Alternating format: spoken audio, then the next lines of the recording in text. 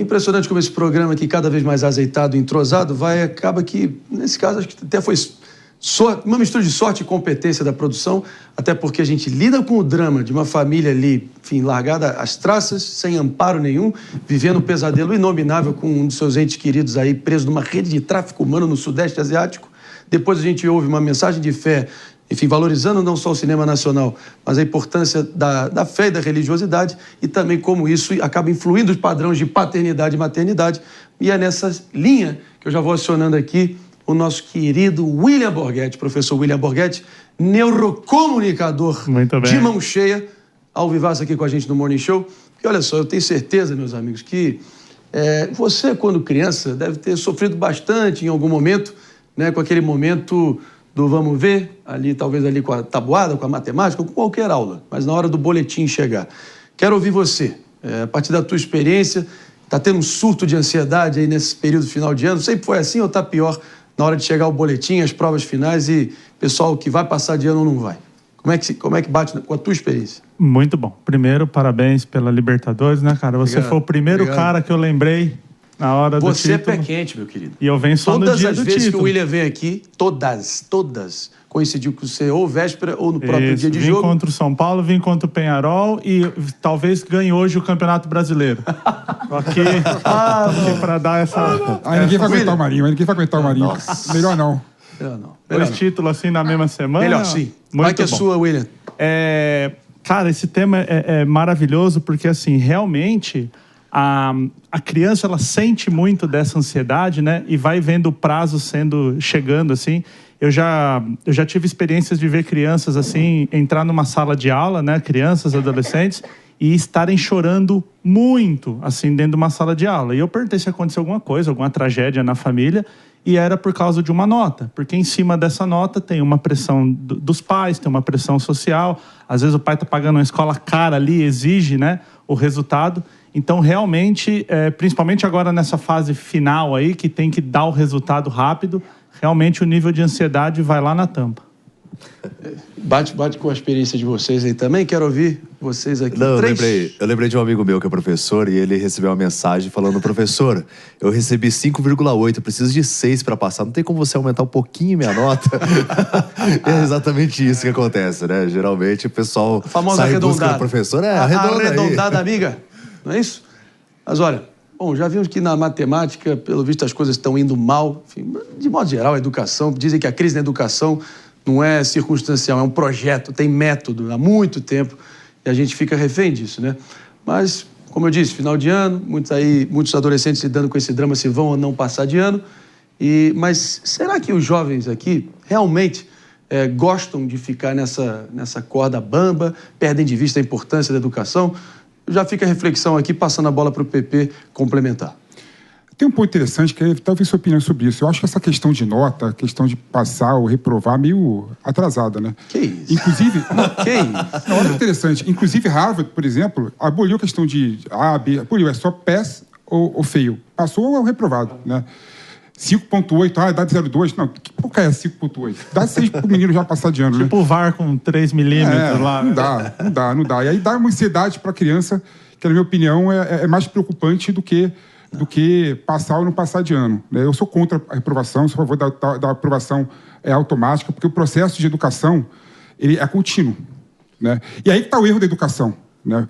Porque as pessoas, por exemplo, que têm 9 a 13 anos, que não sabem matemática, é um problema. Mas aquela pessoa que tem 13 anos e poderia estar, e tem facilidade com matemática, poderia estar estudando matemática abstrata, né? Não está estudando matemática abstrata.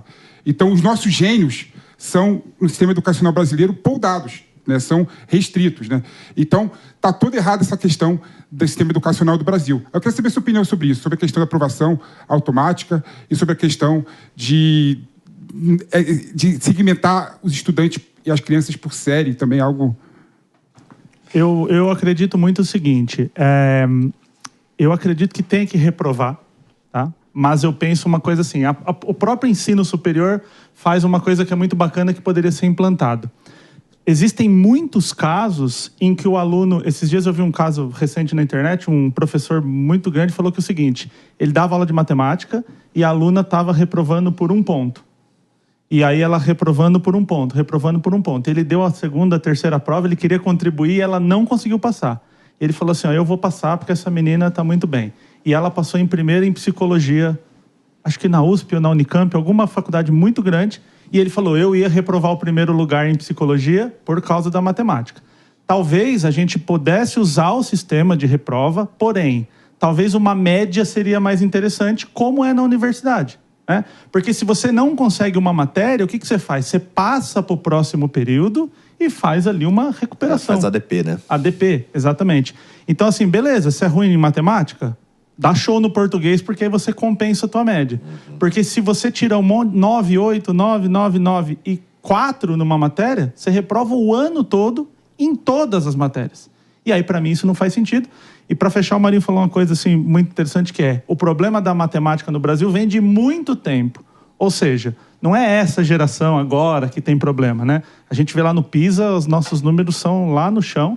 Então, realmente, é preciso uma revolução no ensino brasileiro, senão a gente vai ficar para trás aí de Índia, China, esses países que estão na mesma linha que a gente emergente, mas estão muito mais à frente na questão do estudo. Muito mais, mas muito teve, mais. Né, assim... Mas nem sempre foi assim. É isso que serve de algum alento, né? Nem sempre foi assim. Se nem sempre foi assim, talvez dê para mudar essa realidade. Vai demorar? Mas tem que ter disposição, tem que ter vontade para tentar fazer diferente. Né? É isso, um projeto nacional de desenvolvimento. Mas esse... Agora, deixa eu só... Eu suspeito que você não foi muito com o papo do PP aqui, não. Horrível. Horrível. É o que é de mais moderno, Jess. Não, e toda vez, já viu que toda vez que o PP quer dar um argumento de autoridade, ele fala Harvard não tem nota. Tem outros lugares que vão ter nota. Assim, aprovação automática para um país em que se investe tão pouco em educação vai servir para governador falar, olha, no meu estado, 90% das pessoas... É a situação da cidade do Rio de Janeiro hoje. É uma realidade. É aprovação automática. É literalmente... Você não sabe aprovação automática. Ai, PP, você sabe tudo. Você é um gênio. Por que você foi para escola? Só para dar uma dentro aqui. Tá bom, vai. Toda vez me interrompe, pelo amor de Deus. Deixa ela falar, por favor. Eu trabalho dentro de escola e eu vou te falar uma coisa, André. Quando a gente olha para esses jovens e para pressão, tem dois focos. Tem os jovens de alto rendimento, que sofrem pressão muitas vezes para serem os melhores, sofrem pressão dentro de casa. E tem jovens que estão naquele limiar do passo, não passo, que sofrem uma pressão dentro de casa, que muitas vezes são desqualificados e coisas desse tipo pela própria família. Mas o que eu acho que falta na educação, e quando vocês falam de revolução na educação brasileira, a gente teve um ministro da educação chamado Mendonça Filho, atual deputado federal, que propôs o novo ensino médio, que fez um olhar para a educação ser mais moderna.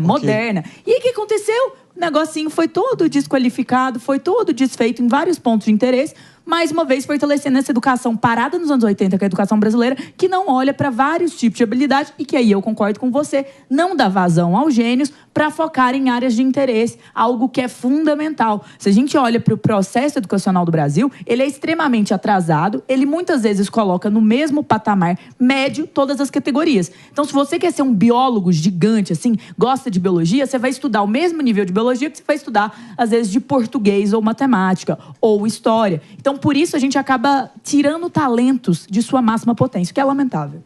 É por aí, eu quero que o nosso especialista decrete aqui. Exatamente. E não é você não, David. Eu tô pensando, porque os dois ficam discutindo em pauta, assim, que nem era pra discutir, a gente tem um especialista aqui, os dois estão criando alternativas. Pera lá também, fica na tua aí, rapaz. Ela qualificou a minha palavra, não vai dar palavra, não? Nós estamos aqui para dar opiniões também.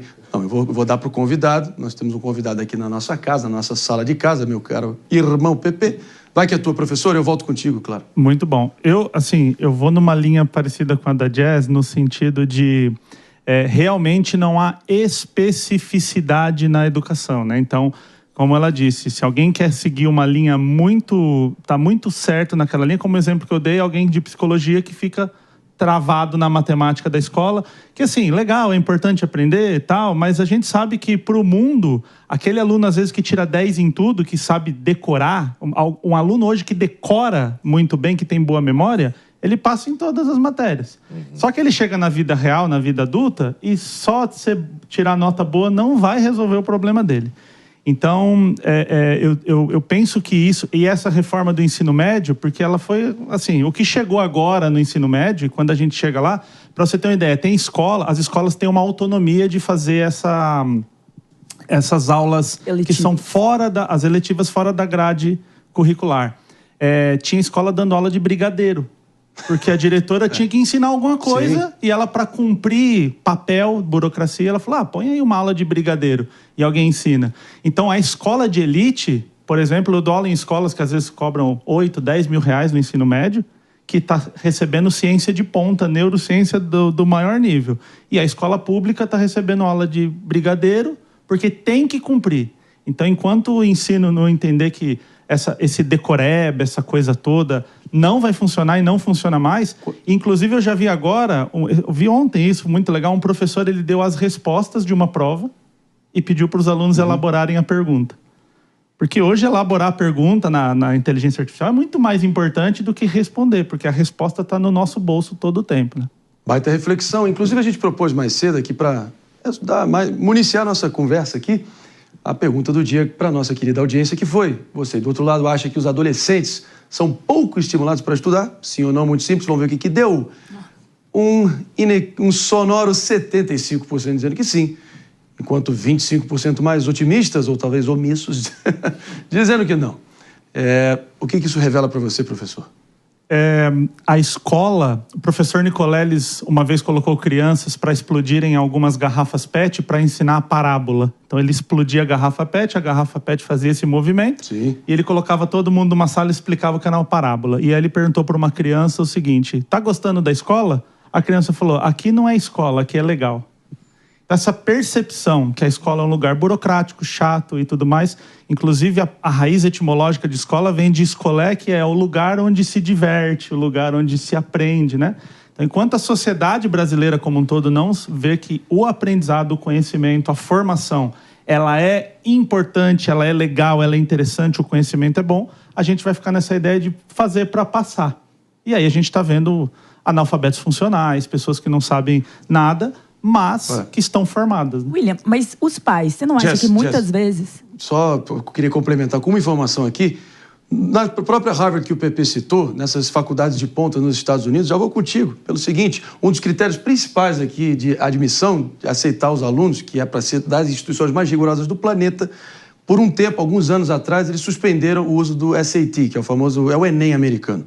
Não tinha mais esse critério. Perceberam que meio que virou várzea, muita gente que não merecia entrar entrando, e voltaram agora no último ano. Isso mostra que talvez avaliações objetivas para diferenciar a performance cognitiva e acadêmica dos alunos é importante. Harvard que o diga.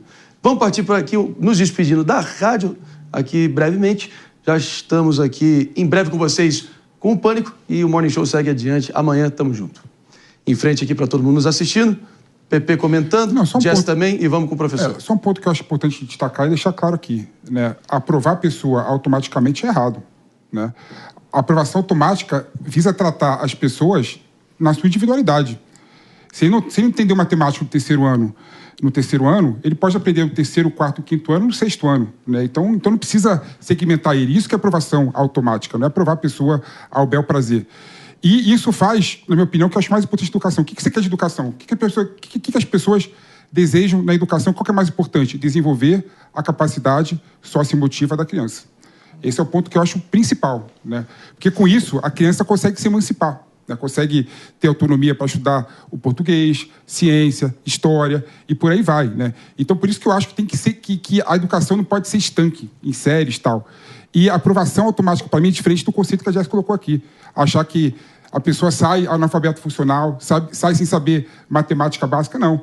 Não. Visa atender o aluno de acordo com a sua individualidade. Isso é o que é mais moderno. Isso é Anísio Teixeira puro. Né?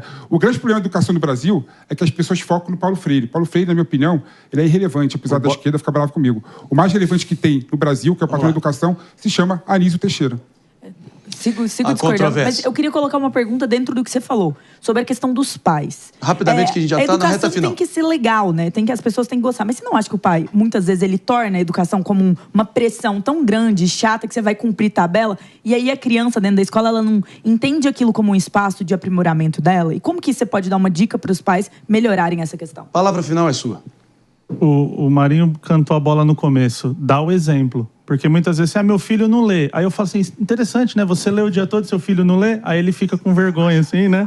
Baixa a cabeça.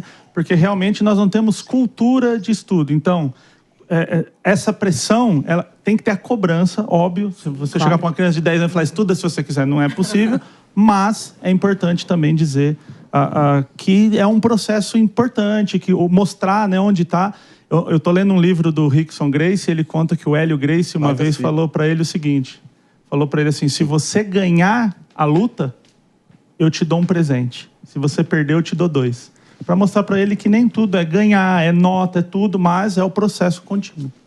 Professor William Borghetti, nosso neurocomunicador do coração predileto. Tamo junto, obrigado. Valeu. E que você siga pé quente aí com o nosso fogão. Tamo junto. Hoje é título. Depois eu quero repercutir com vocês aí, depois aquela história das eletivas, dos cursos bizarros aqui do nosso Brasil. São muitos, eu tenho uma lista inacreditável.